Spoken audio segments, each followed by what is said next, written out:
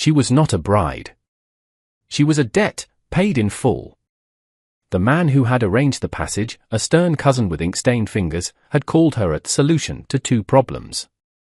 His of being burdened with a spinster cousin whose womb was a barren field, and the other man's, a stranger on the far frontier who simply needed a wife. Any wife. The word had hung in the air, heavy and plain. Any. She had traveled for 2 months, the rumble of the wagon wheels a constant reminder of her own worthlessness.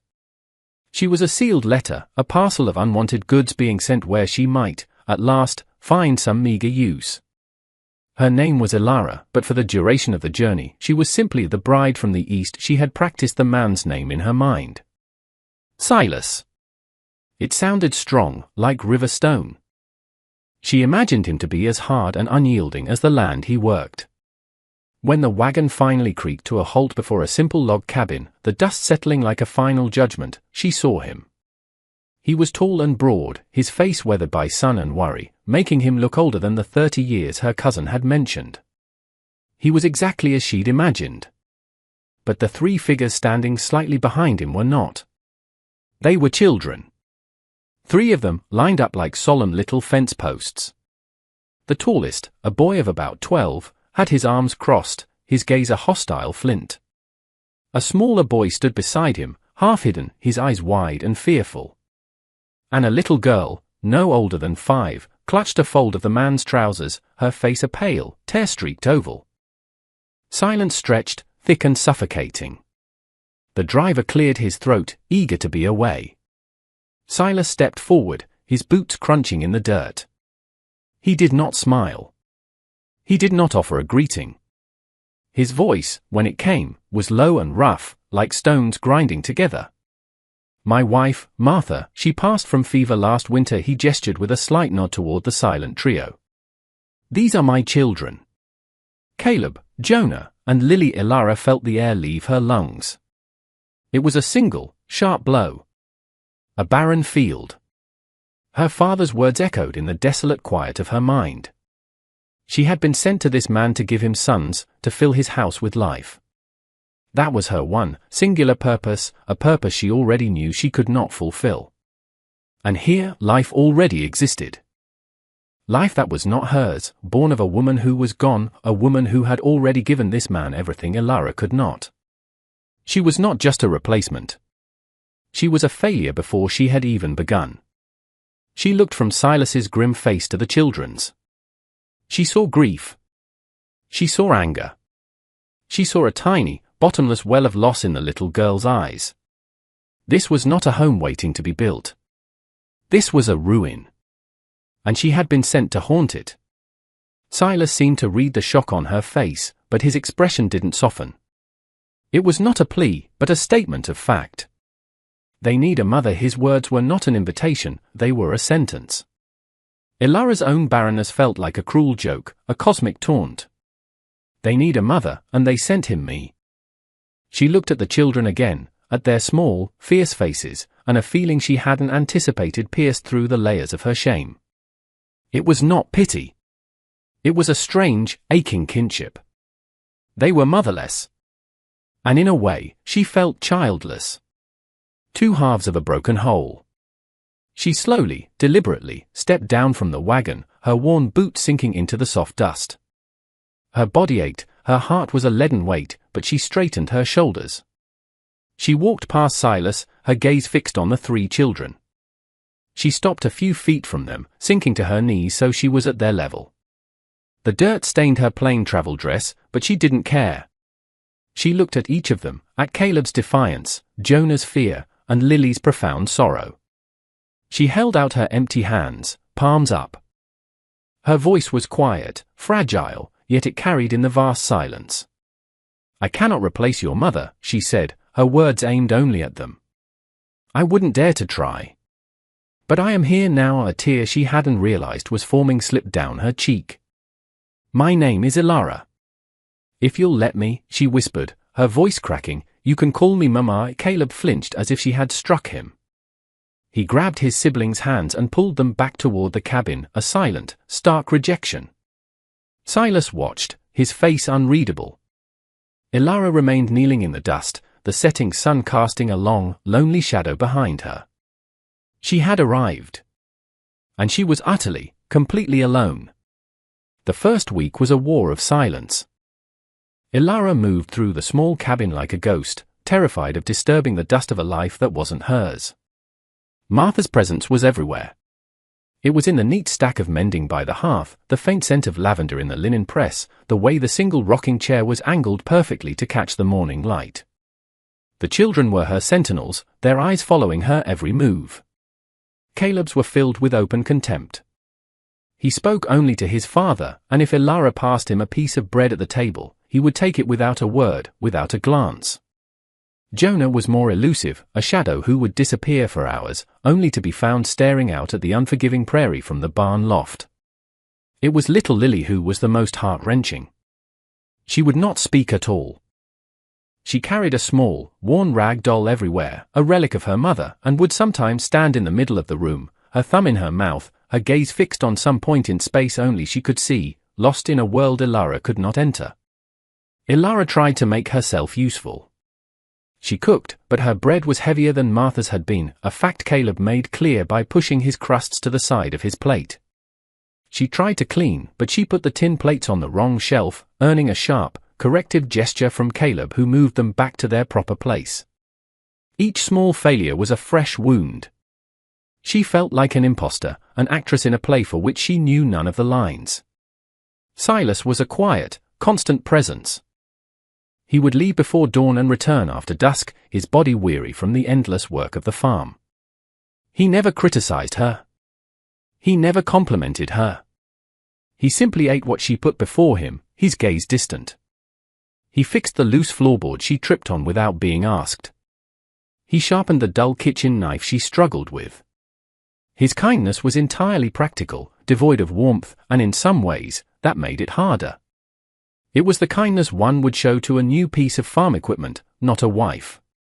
One evening, after a particularly difficult day where Lily had cried inconsolably for an hour, Ilara saw Silas sitting on the porch steps, a block of pine and a small knife in his hands. His large, calloused fingers worked with a surprising gentleness, shaving away thin curls of wood. He was carving something. She watched from the shadows of the doorway as the shape of a small bird began to emerge from the wood. The next morning, the little carving was sitting beside Lily's bowl at the breakfast table. Lily stared at it, her crying from the night before forgotten. She picked it up, her tiny fingers tracing the smooth lines of its wings. A flicker of something, a ghost of a smile, touched her lips. It was the first sign of light Ilara had seen in the child's face.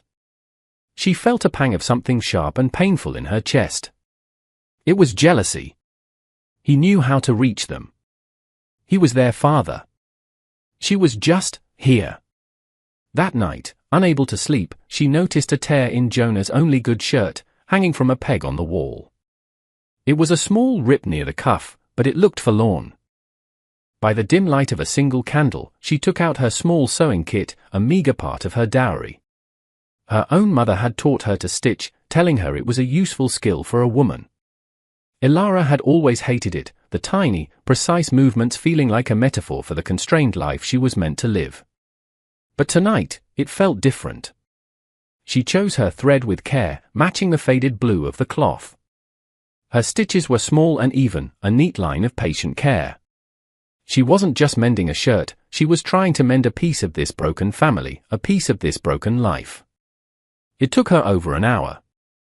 When she was finished, the seam was nearly invisible. She hung the shirt back on its peg and retreated to her small, lonely cot. The next morning, she saw Jonah put the shirt on. He paused, his fingers brushing against the cuff. He looked at the seam, then his eyes darted across the room and met hers for a fraction of a second. He didn't smile. He didn't say thank you. But he didn't look away with his usual fear. He just held her gaze. For one brief, startling moment, he saw her. That night, when she went to her cot, she found a small, smooth, uncarved piece of pine sitting on her pillow. It was a block of wood, just like the one Silas had used for Lily's bird. It was not a gift. It was not a promise. But it was an offering. It was a beginning. The season turned, the brutal summer heat giving way to the crisp, golden breath of autumn. The rhythm of the days became familiar, a slow, quiet dance of chores and shared meals. The silence in the cabin remained, but its edges had softened. It was no longer the sharp, hostile silence of strangers, but the heavy, comfortable quiet of people learning to share the same space, the same air. Ilara had found her place not by trying to fill Martha's shoes, but by carving out her own small footprints. She learned that Caleb, for all his bluster, loved her apple turnovers, a recipe from her own grandmother. She'd leave one on the table for him after he finished his evening chores, and it would always be gone by morning. She discovered that Jonah loved stories, though he was too shy to ask for them.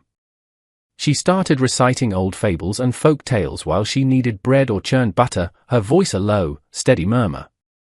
She would catch him lingering near the kitchen, his head cocked, listening. And Lily, sweet, silent Lily, had started to follow her. As Ilara would weed the small vegetable garden, Lily would be there, digging in the dirt beside her with a spoon. When Ilara would hang the laundry, Lily would hand her the clothespins. No words passed between them, but a bond was being woven, thread by silent thread. One afternoon, a cold wind swept down from the plains, carrying the first real bite of winter. That night, Jonah woke with a cough, a dry, rattling sound that shook his small frame. By morning, he was burning with fever. Silas was out on the range, checking the fences before the first snow, and wouldn't be back for 2 days. Panic seized Ilara. It was the same kind of fever, the doctor had said, that had taken Martha. Caleb stood by the bed, his face pale with a fear he was trying to hide behind a mask of adolescent anger. "You don't know what to do," he accused, his voice trembling slightly. She knew what to do. Ilara met his gaze, her own fear a cold knot in her stomach, but she did not flinch. "No, I don't," she said, her voice steady. "But I will not leave his side," and she didn't. For 2 days and 2 nights, she was a fixture in the chair beside Jonah's bed. She bathed his forehead with cool water, spooned weak broth between his cracked lips, and held his hand when the fever dreams made him cry out. She spoke to him in a low, constant whisper, telling him stories, humming tuneless songs, promising him that morning would come. Caleb watched her, his hostility slowly dissolving into a grudging respect. He brought her water without being asked. He kept the fire stoked. He even coaxed Lily into eating a little, keeping her out from underfoot. On the morning of the 3rd day, the fever broke. Jonah opened his eyes, his gaze clear for the first time in days. He looked at Ilara, asleep in the chair, her head slumped at an awkward angle, her face drawn with exhaustion. He reached out a weak hand and touched her arm. Ilara's eyes fluttered open. She saw him looking at her, truly looking, and a small, weak smile touched his lips. "Your stories are better than Mama's were," he whispered, his voice raspy. She always forgot the endings. It was the cruelest, kindest thing he could have said. It acknowledged the ghost between them and, in the same breath, allowed Ilara to be her own person. Tears welled in her eyes, tears of relief and a profound, aching gratitude. When Silas returned that evening, he found the cabin quiet. He walked in to see Jonah sitting up in bed, looking pale but peaceful, while Ilara read to him from a worn book. Lily was curled at the foot of the bed, asleep, and Caleb was quietly whittling a piece of wood at the table, a skill his father had clearly taught him. Silas stopped in the doorway, taking in the scene. His gaze met Ilara's over the top of the book. He didn't speak. He didn't have to. For the first time, she saw the harsh lines of worry around his eyes soften. He saw a home. Not a ruin, not a house of ghosts, but a home. That night, after the children were asleep, Ilara found him on the porch, working on the small block of wood he had given her. He was carving. He glanced up as she approached, then looked back down at his work. "The boy is strong," he said. It was more than she'd ever heard him say at once. "He has a good mother," he added, his eyes never leaving the wood in his hands. Ilara's heart stopped. He hadn't said a new mother, he hadn't said a mother again, he had simply said, a good mother. She stood beside him, watching the blade shave away the pine, a feeling of peace settling over her, as soft and quiet as the coming snow. Winter settled over the prairie, blanketing the world in a pristine, unforgiving white. Inside the small cabin, however, a tentative warmth had taken root. The silences were now filled with the small sounds of a family, the scratch of Caleb's pencil as he did his lessons, the murmur of Ilara's voice as she told a story, the soft thud of Lily's doll falling to the floor. The change was so gradual Ilara hardly noticed it until the day Lily finally spoke to her. Ilara was kneading dough, her hands covered in flour, when the little girl tugged on her skirt. "More," Lily said, her voice a tiny, rusty thing from disuse, as she pointed to the scrap of dough Ilara had given her to play with. Ilara froze, her heart hammering against her ribs. She looked down at the child, whose eyes were fixed on hers, open and trusting. Ilara smiled, a real, unburdened smile that reached her eyes. She tore off another piece of dough and handed it to the girl. "Of course, sweet girl. As much as you want." From that day on, Lily's words came like a slow spring thaw, a trickle at first, then a steady stream. The greatest shift, however, was in Silas. The space between them, once a vast and empty canyon, had begun to close. He would speak to her of the farm, of his plans for the spring planting. He would tell her about a hawk he'd seen, or the way the ice formed on the creek. They were small things, but they were offerings, pieces of his world he was laying at her feet. He started carving her bird from the block of pine in the evenings, and she would watch as the intricate feathers and delicate head took shape under his masterful hands. The bird was becoming beautiful, a perfect, wild thing, and she knew, with a certainty that made her breath catch, that he was carving a likeness of her soul as he saw it. The world they had built was a fragile one, a bubble of peace in a harsh landscape, and it was about to be shattered. One afternoon, a handsome carriage, entirely out of place in their rugged world, pulled up to the cabin. A woman emerged, dressed in a fine wool coat and a hat adorned with a peacock feather. She was tall and severe, her face a mask of pinched propriety. Silas stiffened beside Ilara on the porch. "Beatrice," he said, his voice flat and cold. Martha's sister Beatrice's gaze swept over the humble cabin with disdain before landing on Ilara. Her eyes narrowed, taking in Ilara's simple dress and flour-dusted apron. This was the face of the world Ilara had left behind, a world of judgment and whispered condemnations. "Silas," Beatrice said, her voice sharp and brittle. "I came as soon as I heard. It took months for the news to reach me. That you had remarried." She said the word as if it were an obscenity. And to her eyes raked over Ilara once more, a dismissal in a single glance. "I have come for the children. They will not be raised by a barren stranger. They are my blood. They belong with me." In a civilized home, the word barren struck Ilara with the force of a physical blow, stealing the air from her lungs. It was the old shame, the old curse, spoken aloud in her new home. The children, drawn by the strange carriage, had gathered in the doorway behind her. She could feel their fear, their confusion. Silas stepped forward. "They are my children, Beatrice. And this is their home, this is a hovel," she snapped. "And she pointed a gloved finger at Ilara, "can never be their mother. A mother's love comes from her own body, from her own blood. What can a dried-up, empty vessel like you possibly know of that love? You are a convenience, a farmhand in a dress. You will be cast aside as soon as a proper woman, a fertile woman, comes along." Every word was a poisoned dart, aimed to kill the fragile hope Ilara had nurtured. She felt herself shrinking, the old feelings of worthlessness washing over her. She was nothing. She was a fraud. She looked at Silas, expecting to see doubt in his eyes, but saw only a quiet, resolute anger. He looked at her, and in his gaze was a strength that he seemed to be trying to pour directly into her. He did not speak for her. He was waiting for her to speak for herself. She turned away from Beatrice, away from the venom and judgment. She looked at the 3 children huddled in the doorway. Caleb's face was a storm of anger and confusion. Jonah was pale, his eyes wide with fear. And little Lily was clutching the wooden bird Silas had carved for her, holding it like a talisman. Ilara's voice, when it came, was not loud, but it was clear and resonant, forged in the fire of months of silent devotion. "You are wrong," she said, her gaze locked on the children. A mother is not the one who gives you life. She took a step towards them, her heart exposed. It's the one who teaches you how to live it. She looked at Caleb. A mother is the one who patches your shirt and knows you like extra cinnamon in your turnover. She looked at Jonah.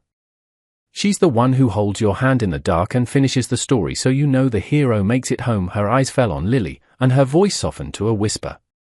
A mother is the one who is there. The one who stays. She stopped, her chest aching. She had said her piece. The choice was not hers. It was theirs. Silence descended. Beatrice watched, a smug, triumphant smile on her face. Then, Caleb moved. He walked slowly, deliberately, out of the doorway. He crossed the space between them and, in front of his aunt, in front of his father, he took Ilara's hand.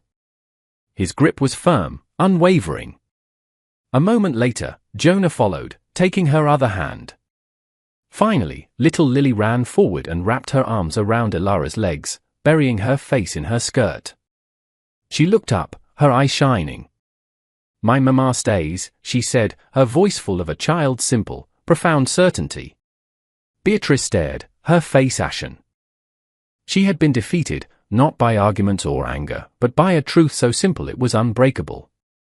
Ilara stood there, anchored by the 3 children, her heart so full she thought it might burst. She was not a barren field. She was a harbor. And her ships had come in. The winter snows melted, and the prairie bloomed with a fierce, wild beauty. The carriage with the peacock feather never returned. Beatrice had vanished back into the world of rigid rules and cold propriety, leaving behind a silence that was, for the first time, truly peaceful. The cabin was no longer a house of ghosts, it was a home, filled with the warmth of a family forged not by blood, but by choice. Ilara's days were a tapestry woven with purpose. She moved with a confidence she had never known, her steps sure, her hands capable. She was no longer an imposter. The title of a mother fit her as comfortably as her own skin. Caleb had become her steadfast helper, his youthful cynicism replaced by a quiet, protective loyalty. He would talk to her for hours about the animals and the land, sharing the world he loved. Jonah, her quiet listener, now read stories to her while she worked, his voice growing stronger and more confident with every page. And Lily was her little shadow, a constant, cheerful presence, her chatter filling the rooms like music. The love between them was a living thing, a sturdy plant that had pushed its way through frozen ground to reach for the sun. Her relationship with Silas had blossomed in the quiet light of this new life. Their conversations were still sparse, but their shared glances were full of meaning. A touch of his hand on her arm as he passed was more eloquent than a sonnet. He saw her, not as a solution or a replacement, but as the woman who had brought his family, and his heart, back from the brink. One evening, as twilight painted the sky in shades of violet and rose, Silas sat on the porch, putting the finishing touches on his carving. He had worked on it patiently for months, in stolen moments at the end of long days. He beckoned Ilara over. He placed the finished carving in her hands. It was the songbird, so exquisitely detailed she could almost feel the flutter of its wings. Every feather was perfect, its head was cocked as if listening, its tiny beak slightly open, as if about to sing. It was the most beautiful thing she had ever seen. "A songbird," he said, his voice a low rumble. "You brought the song back to this house." Ilara, his use of her name, so rare and deliberate, was a gift in itself. She looked at him, her eyes shining with unshed tears. He saw her. He had always seen her, not the barren woman her past had labeled her, but the vibrant, strong soul he had captured in wood. He saw her strength, her resilience, her unwavering love. He loved her because of who she was, not in spite of what she couldn't be. As she stood there, clutching the perfect, silent bird, the screen door creaked open. Lily padded out onto the porch, her face soft with sleep. She walked straight to Ilara and wrapped her arms around her waist, leaning her head against her. "Good night, Mama," she whispered into the folds of Ilara's dress. "Mama." The word landed in Ilara's heart, not with the shock of that first day, but with the gentle, profound peace of a final destination. She ran a hand over Lily's hair, her gaze meeting Silas's over the top of the child's head. He was smiling. A true, open smile that transformed his weathered face. She had been sent away because of what she could not give. But here, on this rugged patch of earth, surrounded by a quiet man and 3 grieving children, she had found everything she had ever wanted. She had been given a family, a purpose, a home. And she had learned that a mother's love is not grown in the body. It is grown in the heart, and hers was, at long last, full to bursting. Please like, share, and subscribe to support more true-hearted stories on Timeless Tales. If you had seen her there, kneeling in the dust on that first day, would you have believed in the mother she could become? Tell us in the comments.